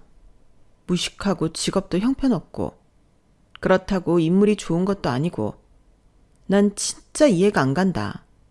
나 같으면 그런 사람 트럭으로 가져다 줘도 안 만나. 야 전상이, 네가 우리 선웅씨에 대해서 뭘 안다고 그딴 소리래. 네 말대로 선웅씨 대학 안 나왔어. 그치만 공부를 못해서 들어간 게 아니라 집안 사정 때문에 그만둔 거야. 그리고 뭐? 무식하다고? K대까지 들어간 사람이 무식한 거면 전문대 다니는 넌 뭐냐? 어머, 얘 진짜 웃긴다. 난 단지 널 위해서 하는 소리잖아. 날 위한다고? 그게 어딜 봐서 날 위하는 거야. 남의 남자친구 깎아내리고 술자리 안주거리를 삼으려는 거지. 그렇게 심심하면 차라리 집에 가서 책이나 읽어. 멀쩡히 잘 사귀는 사람한테 초치지 말고. 그리고 직장이 뭐가 어때서 우리 아빠 갈비집 여기저기서 체인점 4개 해달라고 요청할 정도로 인지도도 있고 규모도 커. 월급도 어지간한 직장인들보다 훨씬 더 받는다고. 게다가 우리 아빠는 벌써부터 갈비집을 선웅 씨한테 물려줄 생각이신데 그래도 직업이 형편없다고 할 수 있니? 사람을 네 기준으로 함부로 판단하지 마. 아주 불쾌하다고. 버럭 성질을 내고 술집을 나와버렸어요. 친구 몇몇이 따라 나와 말리기는 했지만 이미 기분이 상할 대로 상하기도 했고 시동생이 기다리고 있어서 제 몫의 술값만 친구한테 주고 자리를 떠났어요. 집으로 가는 동안 시동생은 혹시 안 좋은 일이 있었냐고 물었고 속상한 마음에 눈물을 뚝뚝 흘렸어요. 그리곤 술자리에서 있었던 일을 시동생한테 털어놓았죠. 술 기운에 해버린 말이었지만 다음날 바로 후회가 됐어요. 당장 남편 얼굴을 어떻게 봐야 할지 모르겠더라고요. 시동생이 남편한테 말했을 거라고 생각했거든요. 그런데 남편은 아무 변화 없이 평소와 같지 뭐예요. 나중에 시동생한테 얘기를 들어보니 형한테 말을 안 했다고 하더라고요. 대신 그 일을 계기로 결심을 했다고 했어요. 자기와 여동생 때문에 대학도 포기한 형을 위해서라도 꼭 사법고시에 합격해 형한테 보답하겠다고요. 그리고 시동생은 그 결심대로 몇 년 뒤 사법고시에 합격해 현재 변호사로 살고 있어요. 변호사 배치를 달았다고 거들먹거리지도 않고 형한테 고마워할 줄 알고 늘 깍듯하게 대했어요. 저는 남편과 대학교 4학년 때 결혼을 했는데 생각보다 결혼이 조금 빨랐던 건 속도 위반으로 임신을 했기 때문이었어요. 남편은 제 임신 소식에 기뻐하면서도 저랑 저희 부모님께 무척이나 미안해했어요. 기껏 부모님이 대학 공부까지 시켜놨는데 일찍 날개를 꺾은 것 같다고요. 하지만 저는 당시엔 사회생활에 아무런 미련이 없었거든요. 그래서 오히려 남편을 설득했어요. 일이 하고 싶으면 아이 좀 키워놓고 시작해도 안 늦다고요. 아빠는 제 임신 소식에 박수까지 치시며 좋아하셨어요. 아직 임신 7주밖에 안 됐는데도 아들인지 딸인지를 물으시면서 말이죠. 하지만 엄마는 한숨을 푹 쉬시더라고요. 결국엔 이런 식으로 기어이 결혼까지 하는구나. 난 니들이 좀 사귀다가 헤어질 줄 알았는데 어떻게 속도 위반으로 결혼을 하니? 완전 애 가지고 협박하는 꼴이네. 아, 골치야. 엄마, 무슨 그런 소리래. 뱃속에 아기가 들으면 어쩌려고. 그리고 진작부터 얘기했잖아. 나 선홍 씨랑 결혼할 거라고. 단지 시기가 조금 당겨졌을 뿐이지 결과는 달라진 거 하나 없어. 넌 결혼이 말처럼 쉬운 건 줄 아니? 나도 선웅이 마음에 들어. 부지런하고 착실하고 무엇보다 믿음이 가는 애니까. 그런데 내 딸 결혼 상대로는 아니야. 너 당장 결혼하면 어디서 살 거야? 선웅이가 신혼집 마련할 돈은 있대? 지금 사는 집도 월세 살다가 전세로 옮긴 지 얼마 안 됐는데 니들 살 집 마련할 여력이 있겠냐고. 그렇다고 선웅이 성격에 고등학교 다니는 여동생 혼자 두고 처가살이를 할 것도 아니고. 그럼 답은 뻔하잖아. 고등학생 신우이에 곧 제대하는 시동생까지 네가 다 데리고 살아야 하는데 내가 지금 네 임신을 축하할 수 있겠니? 네가 뭐가 부족해서 그렇게 힘든 길을 가려고 그래. 하고 많은 남자 중에 왜 하필 선웅이냐고? 이게 다 네 아빠 때문이야. 그놈의 인간이 딸 자식 인생 망쳐놓은 거라고. 아우, 머리야. 다 저를 위해 하시는 말인 건 알지만 당시엔 엄마 말이 서운하게만 들렸어요. 신우이랑 시동생 좀 데리고 살면 어떠냐. 평생 같이 살 것도 아닌데. 이렇게 간단히 생각했거든요. 그런데 막상 살아보니 그냥 다 좋게 넘길 수 있는 건 아니었어요. 그렇다고 신우이나 시동생이 저를 괴롭히거나 시집살이를 시켰다는 게 아니라 제가 감당하기 벅찼기 때문이었어요. 20년 넘게 살면서 제 손으로 김치 한 번 담궈본 적 없이 엄마가 해주는 밥 먹으면서 살았기 때문에 제가 할 줄 아는 게 정말 아무것도 없더라고요. 창피한 말이지만 세탁을 할 때 수건을 다른 빨래들과 구분해서 따로 빨아야 한다는 것도 몰랐을 정도로 저는 집안일에 무지했어요. 그러니 식사 준비는 제대로 했겠어요? 남들은 5첩 반상이니 7첩 반상이니 차려낸다는데 저는 된장찌개도 제대로 못 끓였어요. 생선도 손질을 못해서 남편이 밤에 퇴근하고 돌아와 대신 손질을 해주곤 했어요. 남편 내조는 못할 망정 힘들게 일하고 돌아온 남편한테 집안 살림 도움까지 받았으니 한심하기 짝이 없었죠.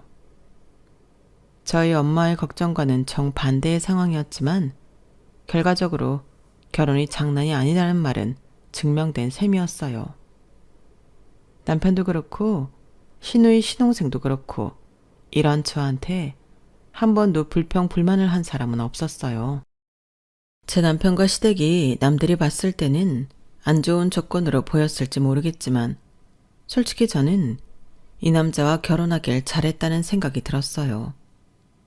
비록 신혼을 시누이와 시동생과 함께 보내야 했지만 누구 하나 저를 힘들게 하거나 괴롭히는 사람도 없었고 오히려 제 부족함을 대신 채워주고 덮어주려는 사람들 뿐이었으니까요. 결혼의 가장 중요한 조건은 돈이나 배경이 아니라 결국엔 사람이라는 걸 확인시켜 준 셈이었죠. 제가 출산을 하고 2년쯤 지나자 친구들도 하나둘 결혼을 하기 시작했어요.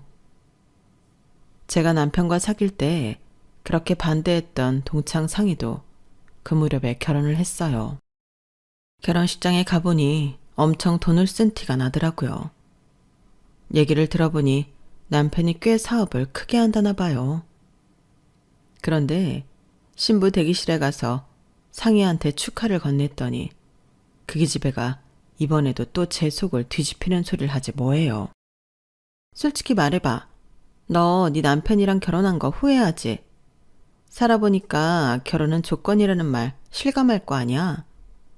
조건 따져가며 하는 결혼이 속물적이라고 할지 모르겠지만 솔직히 너도 지금 속으론 나 부럽잖아. 안 그래? 아니, 전혀. 기집애. 끝까지 자존심은 있어가지고.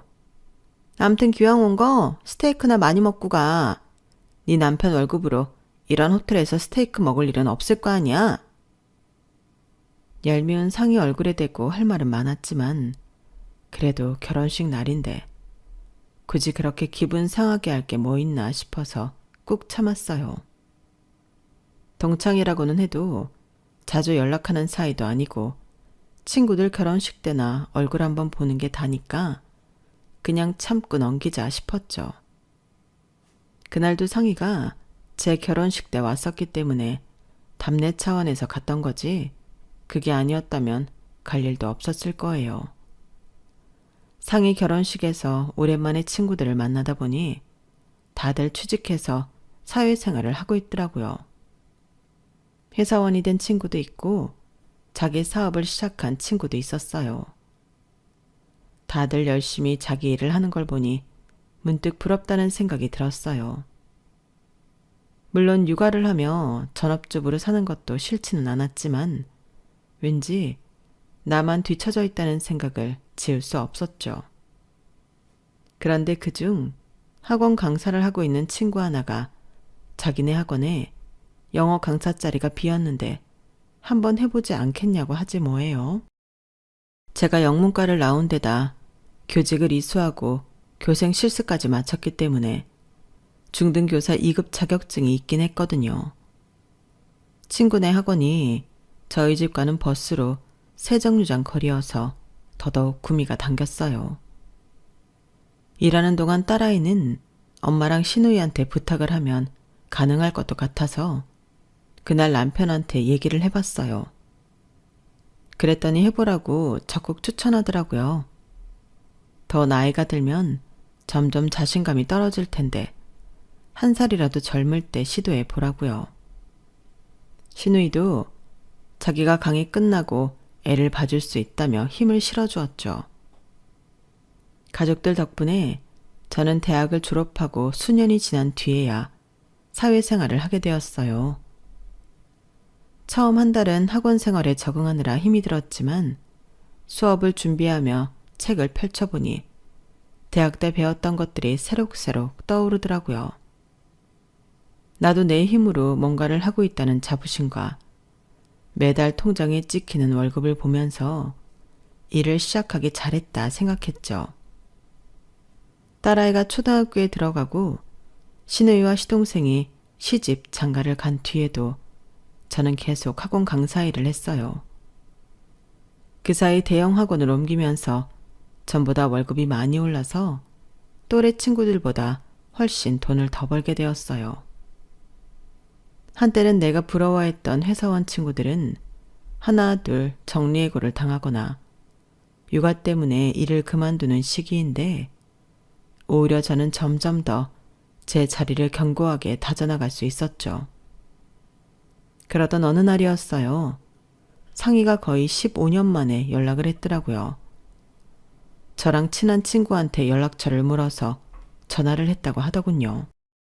사실 친구라고는 해도 성격도 잘 안 맞고 이상하게 걔랑 대화를 하면 기분이 상하는 통에 그날 전화도 달갑지만은 않았어요. 하지만 상희도 나이를 먹어서 그런가 전처럼 사람 속 뒤집는 소리는 안 하더라고요. 그래서 이제 철이 들었나 생각했죠. 그게 다 저한테 노리는 게 있어서 그런다는 건 꿈에도 생각지 못한 채 말이에요. 근황을 물어가며 살갑게 굴던 상희가 갑자기 그러더라고요.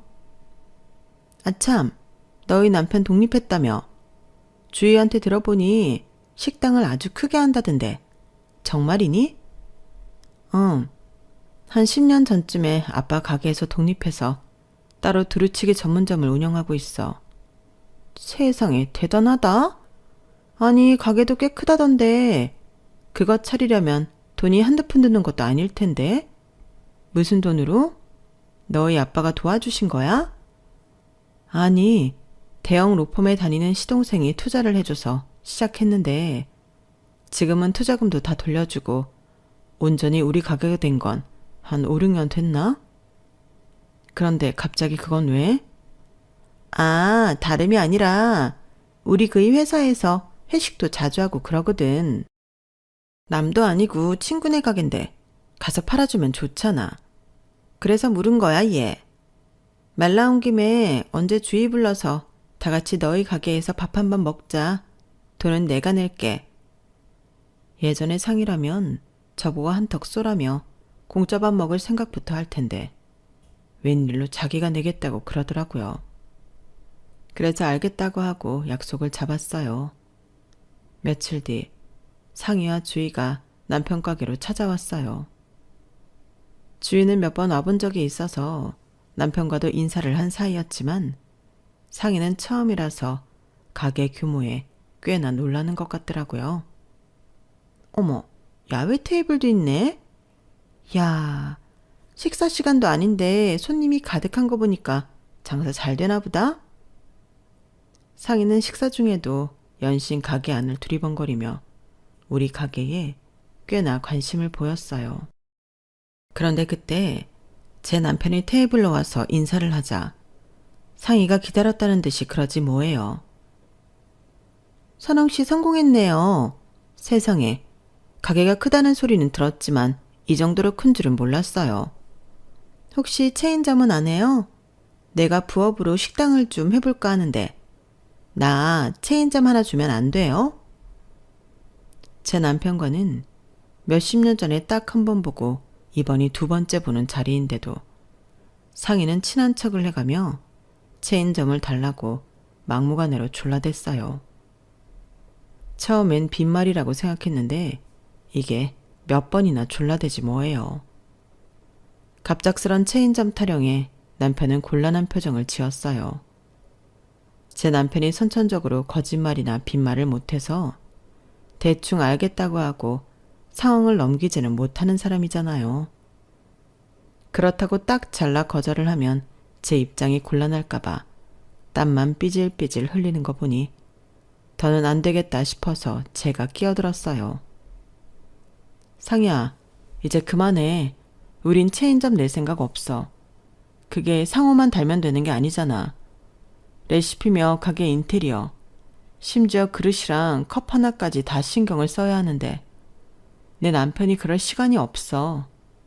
지금 우리 가게 운영하는 것도 충분히 힘들다고. 그러니까 그 얘기는 그만하자. 이렇게 말하면 알아들을 법도 한데 이놈의 계집애가 밥 다 먹고 돌아가는 순간까지 체인점 얘기를 해대지 뭐예요. 그제야 얘가 왜 갑자기 찾아왔는지 알겠더라고요. 그 후로도 상인은 제게 툭 하면 전화해서 체인점 얘기를 꺼냈고 저는 번번이 거절하다가 나중엔 아예 전화번호를 차단해버렸어요. 지금 생각해보면 차라리 그때 만나서 딱 부러지게 한마디 해놓을 걸 그랬다는 생각이 드네요. 그랬다면 이런 비극은 없었을 테니까요. 그 일이 있고 3개월쯤 지난 무렵이었어요. 주방 실장이 갑자기 그만두겠다고 하더라고요. 실장은 남편이 가게를 차릴 때부터 같이 일을 시작한 사람이라서 꽤 의지하고 있었는데 갑자기 그만두겠다고 하니까 남편도 저도 마음이 좀 그렇더라고요. 혹시 우리가 섭섭하게 한 게 있어서 그런가 하는 생각이 들더라고요. 그래서 하루는 남편이 실장과 따로 술자리를 가지면서 서운한 게 있느냐고 물었어요. 월급이 문제라면 인상을 해주겠다고도 했고요. 그랬더니 고향에 내려가야 할 것 같다고 그러더래요. 부모님이 건강이 안 좋아지셔서 곁에 있어드려야 할 것 같다고요.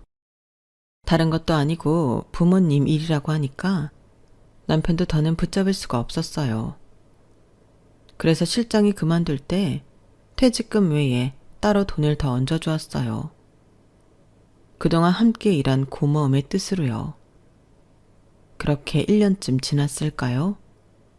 어느 날부턴가 남편이 밥도 잘 안 먹고 집에 돌아와서도 피곤하다며 쓰러지듯 잠이 들곤 하는 거예요. 가게에서 무슨 일이 있었냐고 물어도 아니라고 하고 아픈 데는 없다고 하는데 이상하게 제 눈에는 분명 무슨 일이 있어 보이더라고요. 그때 조금 더 남편을 다그쳐서라도 무슨 일인지 물었어야 했는데 괜히 남편을 피곤하게 하는 것 같아서 그러지 못한 게 너무 후회가 되네요. 그렇게 2주쯤 지났을까요? 아침에 욕실에 들어간 남편이 아침상을 다 차려놓고 한참을 기다리는데도 안 나오더라고요. 그래서 욕실 문을 두드렸더니 물소리가 나는 거예요. 그래서 아직 씻고 있나 했는데 20분이 지나도록 안 나오더라고요. 그래서 열쇠로 문을 따고 들어갔더니 글쎄 세면대에 물이 틀어진 채 남편은 바닥에 쓰러져 있지 뭐예요. 남편을 흔들어 봤지만 의식이 없어서 얼른 119에 신고를 했어요. 몇 분 뒤 도착한 구급차를 타고 응급실로 갔지만 남편은 끝내 세상을 떠나고 말았어요. 사람이 죽고 사는 건 하늘에 달려있다고 하더니 아직 50도 안 된 사람이 하루아침에 생과 사를 달리하다니 어떻게 이럴 수 있나 실감이 안 났어요. 지금껏 고생만 하다가 이제 조금 살만해졌는데 자신이 이룬 것들을 제대로 누려보지도 못하다니 이건 너무 허망하잖아요. 연락을 받고 달려온 시누이와 시동생도 황망함에 말을 잇지 못했어요. 도박에 빠져 가족을 버리고 이제 갓 20살이 넘은 장남한테 억대 도박빚을 지우고 떠난 부친 때문에 어렵게 들어간 대학도 포기하고 동생들 먹여 살리겠다고 아등바등 살아온 내 남편이 너무 가엾고 불쌍해서 도저히 이대로 떠나보낼 수가 없었어요. 그래서 장례식 내내 하염없이 눈물만 흘려댔죠. 첫째 날은 정말 경황이 없어서 어떻게 보냈는지 기억도 안 날 정도예요. 그리고 둘째 날은 제가 사연을 보내게 된 원인이 바로 그 사건이 벌어진 날이었어요. 내 가슴에 평생 잊을 수 없는 상처가 생긴 날이었죠. 이틀째 날 고등학교 동창들이 장례식장을 찾아왔어요. 거기엔 상의도 있었어요. 그래도 전날보다 조금은 진정이 된 저는 친구들이 앉아있는 테이블로 가서 와줘서 고맙다고 인사를 했어요. 45도 안 된 나이에 벌써 과부가 되어버린 제가 안타까웠는지 친구들 몇몇은 눈물까지 흘리더라고요. 그렇게 친구들 사이에 앉아 이런저런 위로의 말을 듣다가 마침 문상객이 찾아와서 자리를 뜨게 되었어요. 문상각과 인사를 하고는 친구들이 있는 자리로 다시 다가가려는데 상희 목소리가 들리더라고요. 오늘 보니까 정민이 쟤 은근히 새끼가 있다? 상복을 입고 있어서 그런가 남자들한테 어필도 되는 것 같고, 이래서 남자들이 상복 입은 미망인한테 흔들린다 그러는 건가? 그러자 동창 중 하나가 상희한테 한 소리 했어요. 너 무슨 말이 그러니? 그게 친구 남편 장례식에 와서 할 소리냐? 내가 틀린 말 했니? 솔직히 난 그렇게 생각해. 남편이랑 사별한 여자는 잠정적 상간녀라고.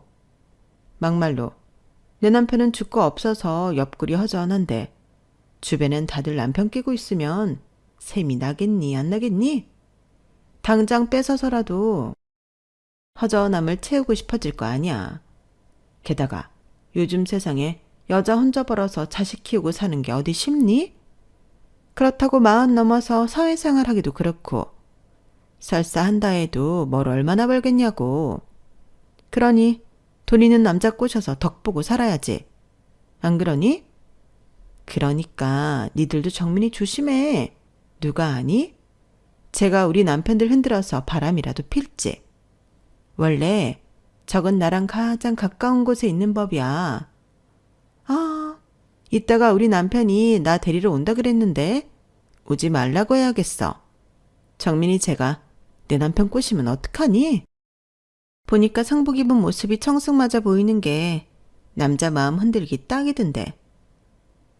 그 말을 듣자 온몸이 사시나무 떨리듯 부들부들 떨렸어요. 지금까지 살면서 사리를 느껴본 적은 그때가 처음이었죠. 손에 잡히는 대로 뭐든 쥐고 저 기집의 머리통을 날려버리고 싶은 심정이었어요. 그런데 하필 제 눈에 들어오는 것 중엔 묵직한 건 하나도 없고 나무젓가락과 티슈가 고작이었어요. 그래도 일단은 뭐든 손에 쥐어야겠어서 나무젓가락과 티슈를 손에 들었어요. 그리곤 상희 머리에 집어 던졌죠.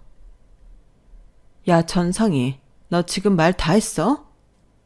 그러자 상희가 깨악 비명을 지르고는 양손으로 머리를 감쌌어요. 그리곤 저를 쏘아보며 말했죠. 야, 너 미쳤어? 지금 뭐 하는 짓이야? 뭐 하는 짓이냐고? 건방지고 싸가지 없는 년 버릇 고쳐주려고 그런다. 뭐? 남편 없는 여자는 잠정적 상간녀라고? 이게 뚫린 주둥이라고 함부로 짓거리고 있네. 야, 내가 굶어 죽는 한이 있어도 네 남편은 안 꼬신다. 내 남편처럼 멋진 남자랑 살던 내가 보잘것없는 네 남편이 눈에 차겠니? 어디서 꼴값이야. 네 남편에는 네 눈에는 멋지지? 나한텐 그닥이야. 거저 저도 안 갖는다고. 그러니까 괜한 걱정 말고 가서 네 남편이나 잃지 않게 꽁꽁 싸매고 있어. 한 번만 더 헛소리 짓거리면 너 명예훼손으로 고소할 거야. 내 시동생 대형 로펌 변호사인 건 알지? 내가 너 아주 탈탈 털릴 때까지 절대 용서 안 해줄 거라고. 남편 장례식장에서 이렇게 미친년처럼 소리를 지르게 될 줄은 몰랐어요. 그런데 이 일 때문이었을까요? 오히려 살아야겠다는 강한 의지가 샘솟더라고요. 저런 미친 인간한테 상처받지 않고 힘내서 살아가야겠다는 생각이 들었어요. 그래서 상희와 친구들이 장례식장을 떠나고 영정 앞에 털썩 주저앉아 있었는데 남편 가게에서 서빙을 하는 남자 직원이 제게 그러더라고요. 사모님, 방금 전에 그분이요. 실장님이랑 사귀는 그분 맞죠? 왜 땡땡동에 가짜 체인 잡는 여사장이요. 그게 무슨 소리야? 실장이랑 사귀는 건 뭐고 가짜 체인 잡은 또 뭐야? 사모님 모르셨어요? 그것 때문에 사장님이 엄청 힘들어 하셨잖아요. 전요. 사장님이 그 인간들 때문에 돌아가신 거나 마찬가지라고 생각해요. 사장님이 자기를 얼마나 아끼셨는데 그런 식으로 뒤통수를 치고. 실장도 실장이지만 저 여자는 더 나빠요. 어떻게 그런 짓을 하고도 뻔뻔하게 여기까지 올 수가 있어? 정말 인간도 아니에요. 직원은 그간 있었던 일들을 제게 털어놓았어요. 실장이 우리 가게를 그만두고 한 3개월쯤 지났을까요? 식사를 마친 손님이 계산을 하면서 얼마 전에 땡땡동에 있는 체인점에 갔었다는 얘기를 하더래요. 남편이 우리 가게는 체인점이 없다고 했더니 가게 인테리어부터 식기까지 똑같은데 정말 아니냐고 되물었다더군요. 그때는 그냥 유사한 스타일의 식당일 거라고 생각했는데 그 후로도 손님들이 땡땡동 체인점 얘기를 하더라네요. 그래서 남편이 직접 손님이 알려준 땡땡동으로 가봤더니 정말 우리 가게랑 똑같은 식당이 있었던 거죠.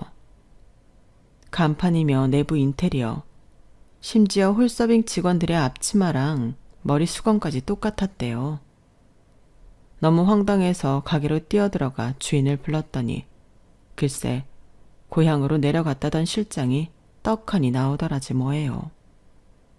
도대체 어떻게 된 거냐고 묻는 제 남편한테 실장은 고개 숙이며 죄송하다는 말만 되풀이했대요. 고향의 부모님이 아프신 건 사실이고 병원비랑 간병인비, 거기다 동생들 생활비까지 대려니 자기도 어쩔 수 없었다면서 제발 용서해달라고 싹싹 빌었다더군요. 가게를 여는데 돈을 댄 건 만나는 여자라고 했는데 그게 바로 상이었던 거예요.